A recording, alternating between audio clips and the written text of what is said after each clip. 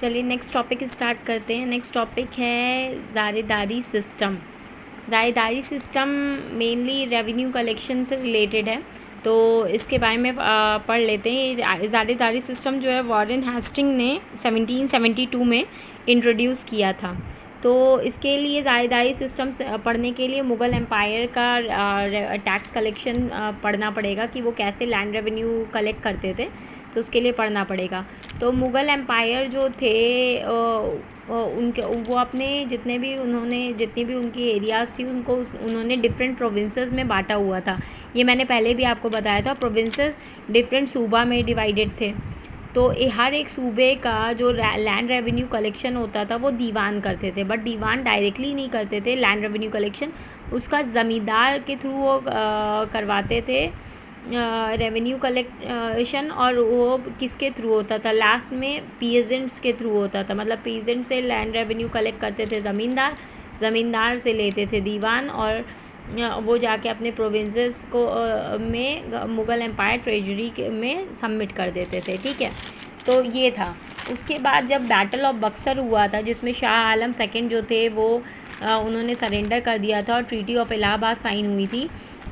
तो ब्रिटिशर्स ने शाह आलम सेकंड से क्या लिखवाया था कि बिहार, बंगाल और उड़ीसा का लैंड रेवेन्यू जो कलेक्शन है 1765 में वो अब ब्रिटिश ईस्ट इंडिया कंपनी करेगी।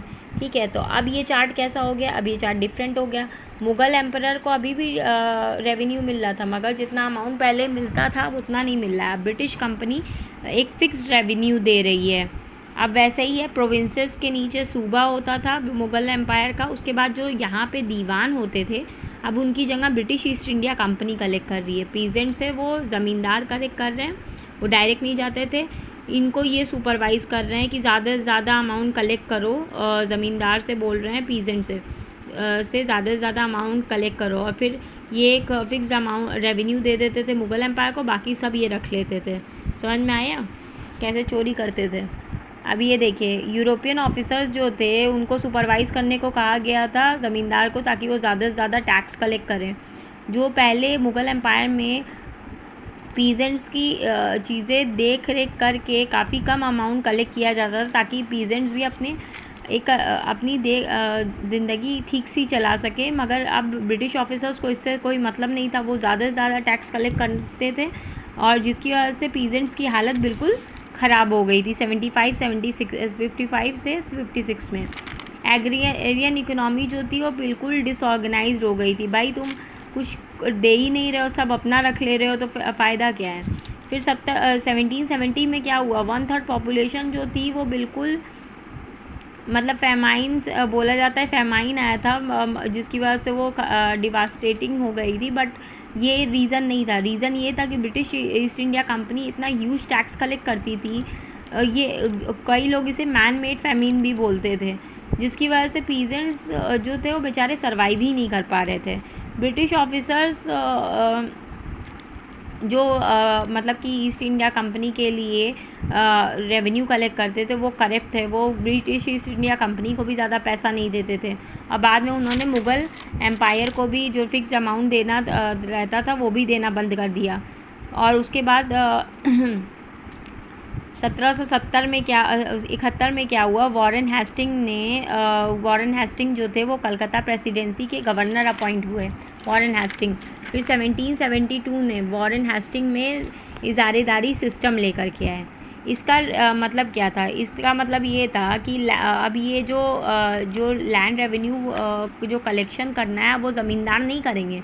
अब उनके बदले ये जो बिड कर रहे हैं, और जो हाईएस्ट बिड करेगा और जो जीतेगा वो ही कलेक्ट करेगा अब ये लैंड रेवेन्यू। अब लोग भाई बिडिंग करने में एकदम हाईएस्ट पे पहुंच जा रहे हैं। भाई जितना ज़मीन कर भी नहीं कर मतलब उतना उपजाऊ भी नहीं है, उतना वो हर साल मान लीजिए चावल ख़रीद रहे हैं तो उतना चावल भी नहीं उपजा रहा है, मगर वो बिडिंग में कुछ भी लगवाए जा रहे हैं। अब ये देखिए क्या होता है।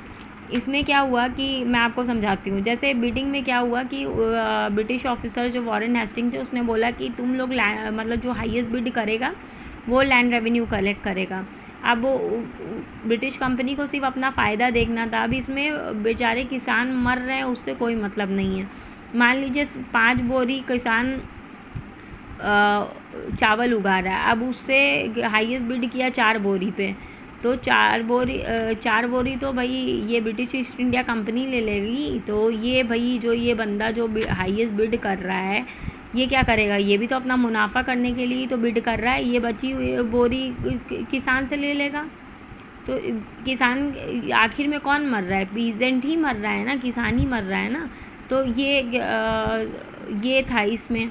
इसे 5 ईयर सेटलमेंट प्लान भी कहा जाता है, बट ये ज़्यादा सक्सेसफुल नहीं हुआ, क्योंकि इसमें इतना भाई जब उन लोगों को इतना रेवेन्यू कलेक्ट ही नहीं कर पा रहे थे और टैक्स भी नहीं पे कर रहे थे। बाद में वॉरेन हेस्टिंग्स ने क्या किया, इसको चेंज करके 1 साल का कर दिया, बट फिर भी ये सक्सेसफुल नहीं हुआ।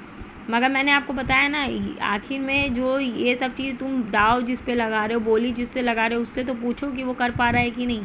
पीजेंट्स को इसके चक्कर में बहुत ज़्यादा एग्रेरियन इकनॉमी जो थी इंडिया की बिल्कुल डिसऑर्गेनाइज्ड हुई, और ब्रिटिश ऑब्वियसली वो वेल्थ इंडिया की लूटने आए थे और लूट करके अपने जा कर के अपने देश सबमिट कर रहे थे, वही कर रहे थे।